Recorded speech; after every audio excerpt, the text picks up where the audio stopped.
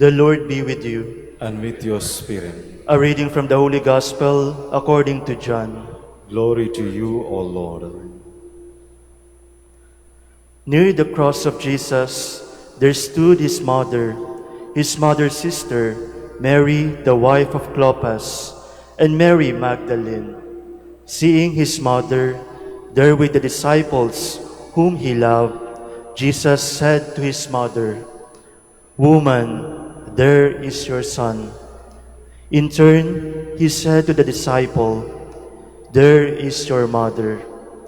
From that hour onward, the disciple took her into his care. The Gospel of the Lord. Praise to you, Lord Jesus Christ. Please be seated.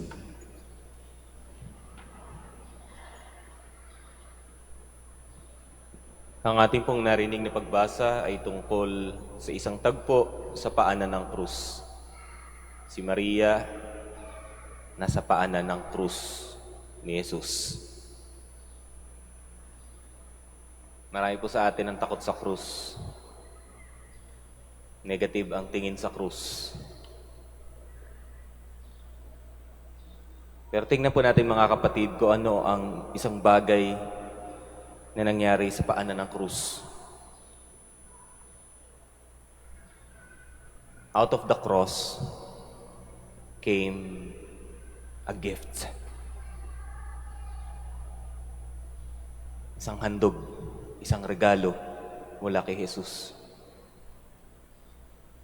Ang kanyang ina. Out of the cross, our relationship is born. Ito, ang nanay mo. Sabi niya sa beloved disciple. Sinabi niya sa nanay niya, "Nay, heto ang anak mo."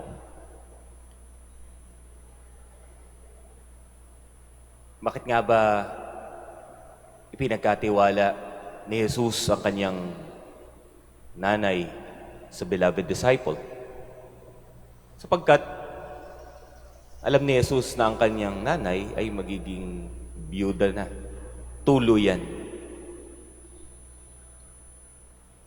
Subalit, sa pagkakataong ito, kung titingnan nating mabuti, is not just a concern for her mother.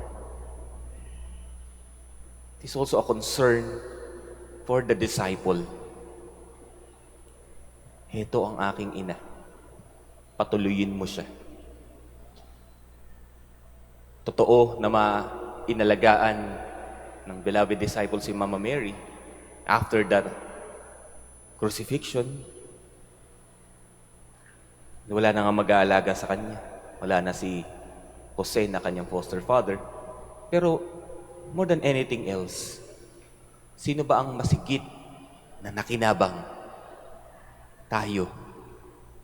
Tayo ng mga alagad. Dear brothers and sisters, kanina po sa introduction binanggit po namin na ang order of preachers sa mga Dominicans ay itinatag ni Santo Domingo de Guzman under the special patronage of the Blessed Virgin Mary. At hindi lang po isang title. This is more than a title when we say under the patronage of the Blessed Virgin Mary. Magmulat-mula pa, si Maria ay kasama sa kongregasyong ito, kasama sa orden na ito, kasama na humuhubog sa aming bukasyon, kasama na humuhubog sa aming pag-aaral, sa aming pananalangin, sa aming samahan, at sa aming paglilingkod. Hindi lang sa isa't isa, kundi sa kapwa. Kasama si Maria magmulat-mula pa, mula noon pa man.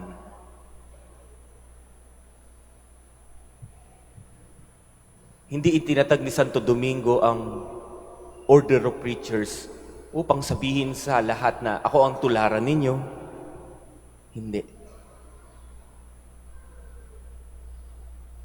Maliwanag noon pa man.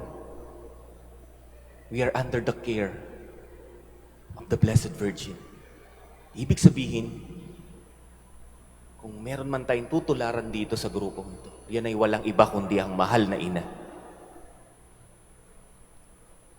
Gayon din naman, my dear brothers and sisters, 13 years ago, I made my religious profession sa Dominican Order. 13 years ago. Hindi madali. Para kang laging nakaharap sa paanan ng krus. Religious life is beautiful, but it is also filled with crosses, mga pagsubok. And you know, one of the greatest consolation in religious life, especially in the Dominican order, is the assurance that you have a mother. Hindi lang biological nanay, kung hindi isang heavenly nanay.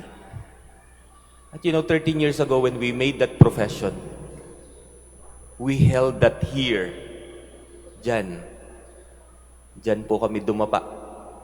13 years ago.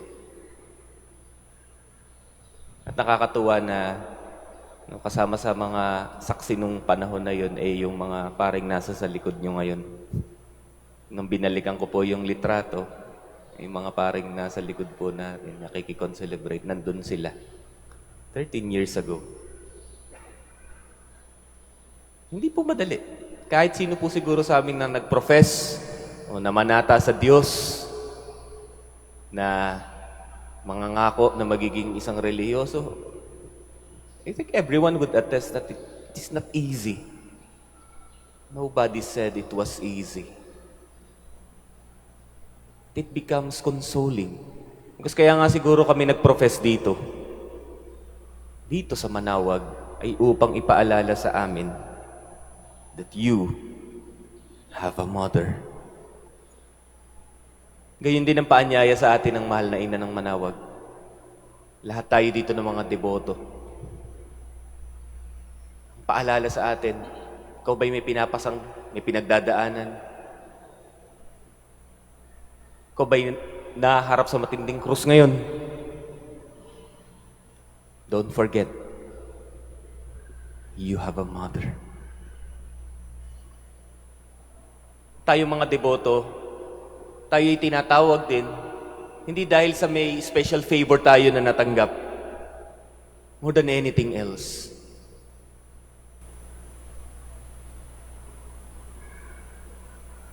Naririto tayo dahil alam natin, despite everything, despite of our situation, we have a mother. Tanong mga kapatid, tinatanggap ba natin yon? Tulad ng beloved disciple, tinatanggap ba natin yon? Pinatutuloy ba natin si Maria? Hinahayaan ba natin si Maria na hubugin din, i-form din ang ating mga puso't isipan? Na iayos din ang ating buhay? Hinahayaan ba natin siya? O hanggang ngayon ay lumalapit lang tayo dahil may special favor na nadinig? Tayo rin ba? Have we tried in our prayers to really pray to Mary and say, Mother, ako din ay anak mo. Tulungan mo ko na mahubog ang aking buhay sa kagustuhan at kalooban ng anak mo. Dear brothers and sisters, anyone who accepts Mary as their mother will always end up meeting the Son